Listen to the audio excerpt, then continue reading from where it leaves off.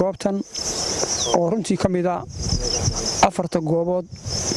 ee gobolkan Saraar laga hirgeliyay ee wasaaradda xanaanada xoolaha iyo kalluumaysiga iyo hay'adda FAO ay mashaariic ballaaran ka hirgeliyeen afartaas oo kala ah halkan goobtan aynu joogno oo Jaleelo iyo Wadaamago oo laba goobood ah adayga runtii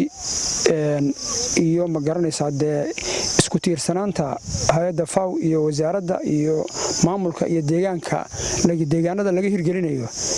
iyo Ilaahay baa horta runtii oo Ilaahay ugu horeeyay sababay in ay hawshan maanta quruxda badan ay halkan ay ka dhacdo marxalado badan baan ugu soo maray oo aan isku daynay in ay inta ka horeysa ay hirgasho oo ay wax ka soo baxaan oo dadku tacab ay geliyeen oo la dadaalay FAO ay dadaashay wasaaradda dadaashay annaga iyo maamulka iyo dadka deegaanka ay dadaaleen tacab la yimaadeen tijaabo ay sameeyeen laakiin qadarta Ilaahay baan horta runtii iyo roobko naxariistiisa Ilaahay waqtiga ugu tala galay ay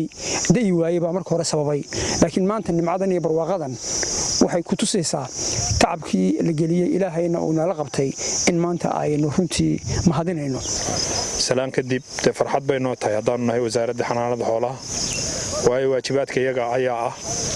in sidii loo horumarin lahaa xoolaha haday noqoto xagga caafimaadkooda iyo haday noqoto xagga calafkaba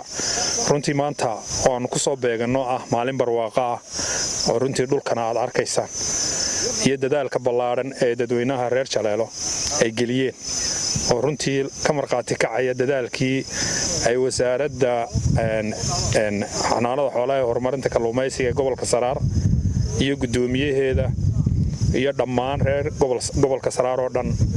ay ka qayb qaateen wacyigelintii sidii dhulka wax looga soo saaran lahaa saala socotaan waxayna inagu soo noqnoqday abaaraha badan waxay keeni jireen inay dadku iyo xooluhu ay xaalufiyaan laakiin maanta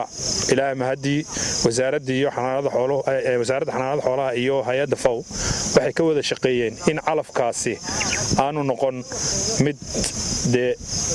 halaaba ama xumaada tabeeto waxa si wada jira loo sameeyay xarunta calafka oo loogu talagalay calafka meesha ka soo baxa in lagu ridqo berigii hore waxa loo dhigi jiray xoolaha balka markuu caleenta ka cunana halkaas uu qaranka ku baabi'i jiray imika waxa la idin keenay mashiino oo loo idin ku tababaray waxa la idin kaga baahay inaad ka faa'iideysataan oo noocyadii la idin tusay calafku uu kala baxo isagoo ridqan isagoo waxaayay nooc kala aba inaad kaga faa'iideysataan runtii mashiinadan waanu soo eegi doonaa bal waxaanu kormeeri doonaa tababaradii la idin siiyay bal sidaad uga faa'iideysateen wixii tababar ee dhimanna waynu ka wada hadli doonaa marka waxaan leeyahay